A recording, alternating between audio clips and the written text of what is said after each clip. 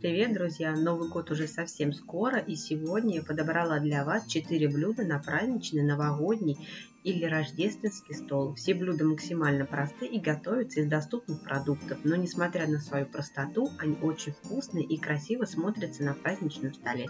А если заранее подготовить все ингредиенты, то на приготовление уйдет всего пару часов.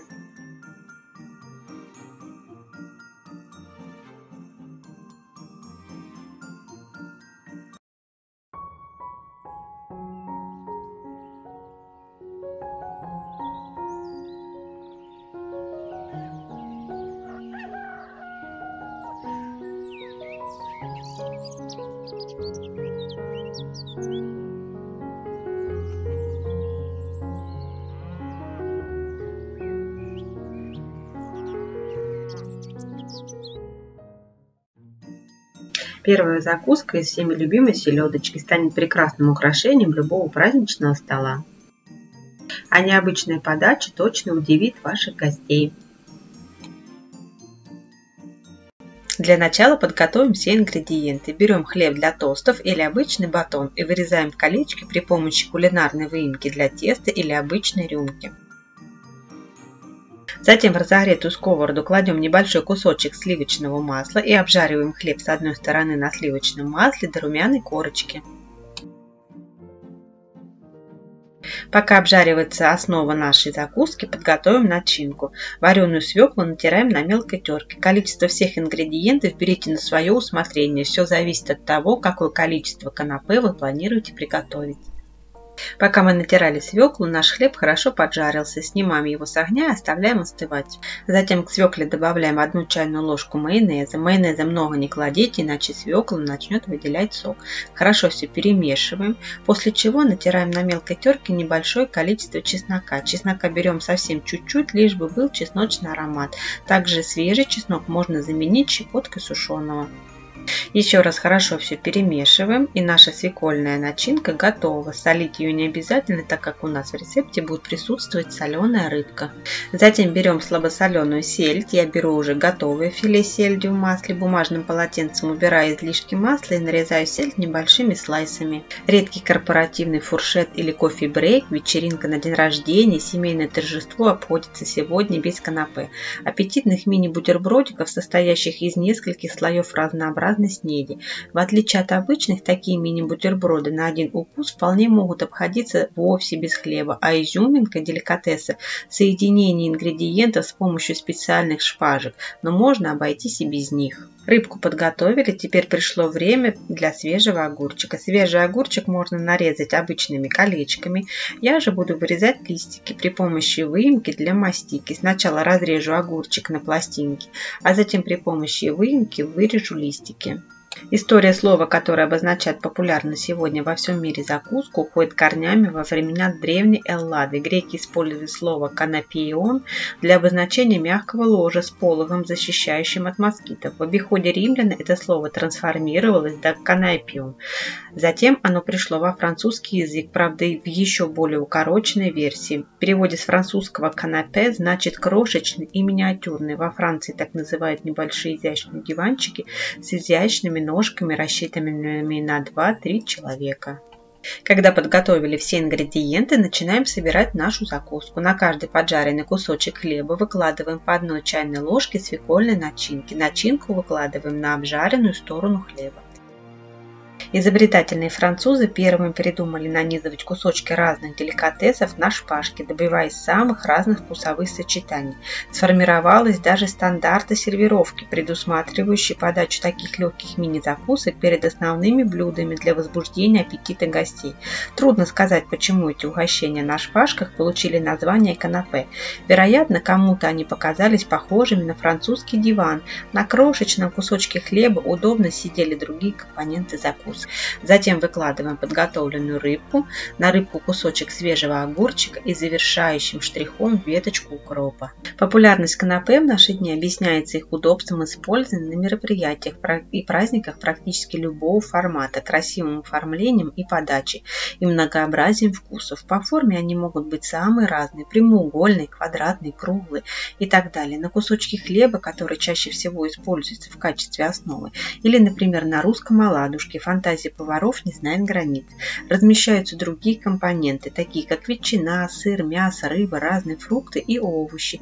Используя разные ингредиенты, кулинары создают настоящие произведения искусства, способные украсить любой праздничный стол. Вот такая симпатичная закуска на праздничный стол у нас получилась. Готовится очень просто и быстро, из доступных продуктов, и получается очень вкусно. Смотрится эффектно. Такие мини-бутербродики с сельдью станут прекрасным украшением любого праздничного стола.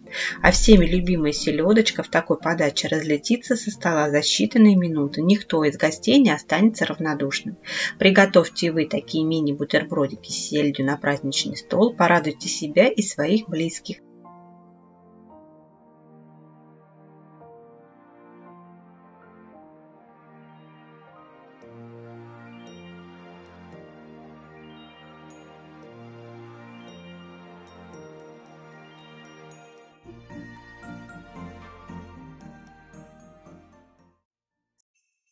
Следующим блюдом приготовим очень красивое, вкусное, горячее. Готовится оно просто, получается очень эффектно. Картофель 1 кг очистить и отварить в подсоленной воде до готовности. А пока варится картофель, займемся начинкой. 1 крупную луковицу необходимо очистить и мелко нашинковать.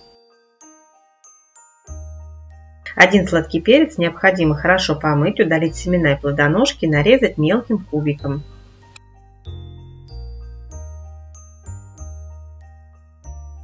Чеснок 2-3 штуки измельчить при помощи ножа или пропустить через пресс. 40 грамм сыра натираем на мелкой терке.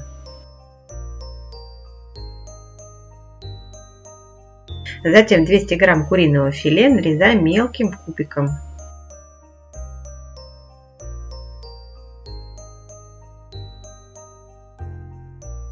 Когда подготовили все ингредиенты, в разогретую сковороду вливаем 1-2 столовые ложки растительного масла без запаха. Обжариваем лук до золотистости, периодически помешиваем. Когда лук подрумянился, добавляем подготовленный сладкий перец и чеснок и жарим овощи вместе 2-3 минуты, периодически помешивая. Затем выкладываем подготовленное куриное филе и жарим все вместе, периодически помешивая до готовности курицы. Самое главное, не пересушить курицу, будьте осторожны. Готовую начинку перекладываем в подходящую емкость и отставляем остывать. Тем временем подготовим заливку. В подходящую емкость выкладываем 100 грамм сметаны. К сметане добавляем 1 яйцо. Затем добавляем специи, соль, перец, куркуму по 1/4 чайной ложки. Хорошо все перемешиваем до получения однородной массы. Затем добавляем 20-30 грамм мелко рубленой зелени, укропа или петрушки. Еще раз хорошо все перемешиваем, и наша заливка готова. Пока мы готовили начинку, наш картофель уже сварился. Сливаем отвар, добавляем 100 грамм сливочного масла и при помощи толкушки превращаем картофель в картофельное пюре.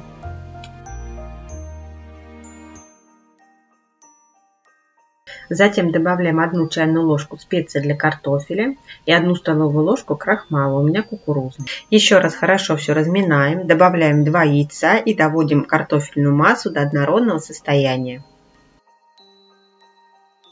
Готовую картофельную массу, пока она еще горячая, необходимо переложить в кондитерский мешок. Тем временем наша начинка хорошо остыла. Вливаем подготовленную заливку, всыпаем натертый сыр и хорошо все перемешиваем. На противень, застеленный пергаментной бумагой или силиконовым ковриком, начинаем отсаживать наши корзиночки. Сначала делаем основу корзинки, донышко, а затем делаем бортики. Надо быть очень осторожным, потому как пюре еще довольно горячее и обжигает руки. Получившиеся картофельные корзиночки заполняем готовой куриной начинкой. В каждую корзиночку помещается 1-2 столовые ложки готовой начинки. Отправляем противень в разогретую до 180 градусов духовку, выпекаем 15-20 минут до появления румяной корочки. Затем вынимаем противень из духовки, посыпаем натертым сыром и запекаем еще 10 минут. Вот такие вкусные, симпатичные картофельные корзиночки с начинкой у нас получились. Они станут прекрасным украшением любого праздничного стола, в том числе и новогоднего. А главное, что готовятся они из доступных продуктов, которые есть в каждом доме. Приготовьте вы картофельные корзиночки с начинкой по этому рецепту, порадуйте себя и своих близких.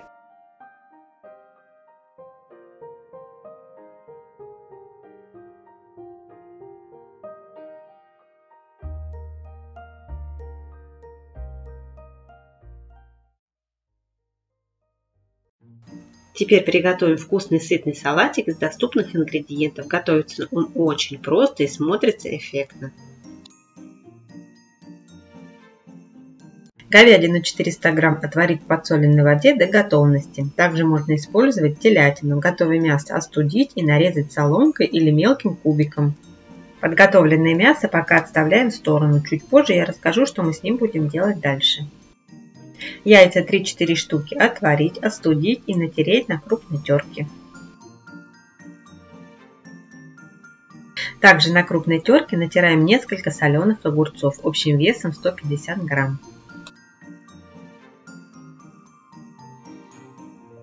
Натертые огурцы необходимо переложить на сито для того, чтобы стекла лишняя жидкость. Затем натираем на терке 100 грамм твердого сыра. Натирать сыр можно как на крупной, так и на мелкой ячейке, это уже на ваше усмотрение. Грецкие орехи 130 грамм измельчить при помощи ножа или блендера в мелкую крошку.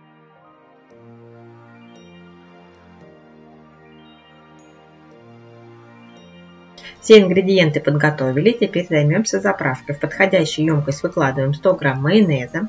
Как приготовить вкусный домашний майонез, видео есть у меня на канале, ссылочку оставлю в описании. К майонезу добавляем 100 грамм сметаны, добавляем половину чайной ложки горчицы, половину чайной ложки лимонного сока. Пропускаем через пресс 3-4 зубчика чеснока, солим, перчим по вкусу и хорошо все перемешиваем, и наша заправка для салата готова. При желании салат можно заправить обычным майонезом. Это уже на ваше усмотрение.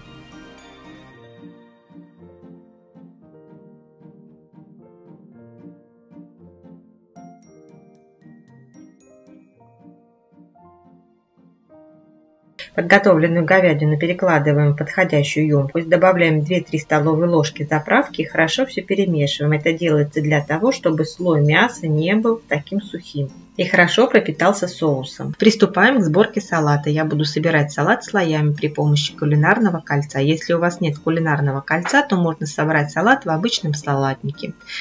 На дно блюда я кладу для украшения листья салата, ставлю кольцо и первым слоем выкладываю подготовленную говядину, равномерно распределяя ее по всей поверхности. Форма слегка уплотняя, сильно уплотнять не нужно. Вторым слоем выкладываем подготовленный сыр, распределяем равномерным слоем и хорошо смазываем соусом. А напишите в комментариях, где вы в этом году планируете встречать Новый год и какие угощения собираетесь подавать на праздничном столе для своих гостей. Третьим слоем выкладываем подготовленные огурцы, равномерно распределяем их по всей поверхности и хорошо смазываем соусом.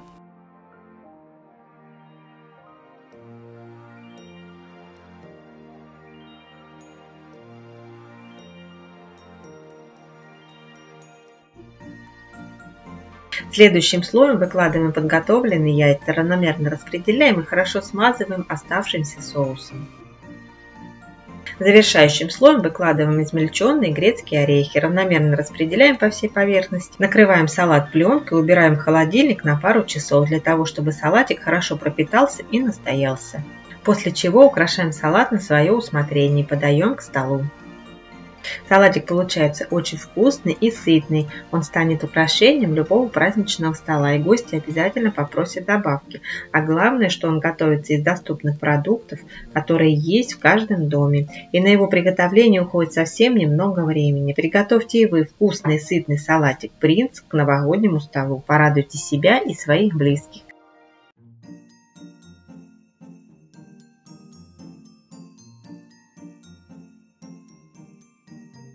Теперь приготовим быструю вкусную закуску из разряда «Гости уже на пороге». Готовится она очень быстро из доступных продуктов, из того, что есть в холодильнике.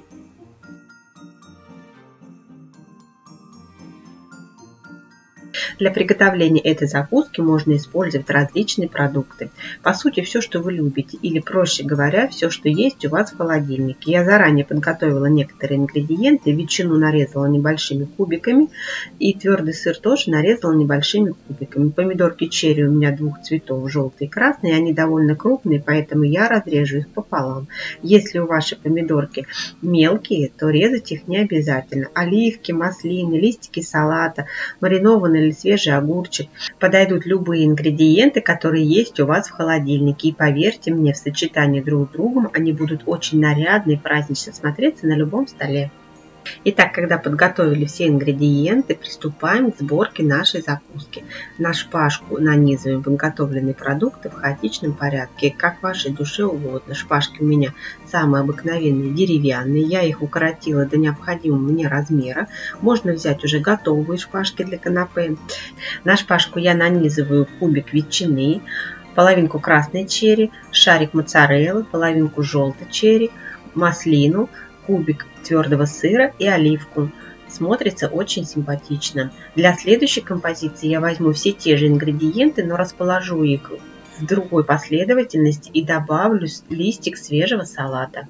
Итак, путем нехитрой манипуляции у нас получилась очень аппетитная, симпатичная и нарядная закуска, которая обязательно привлечет гостей своим необычным и ярким видом.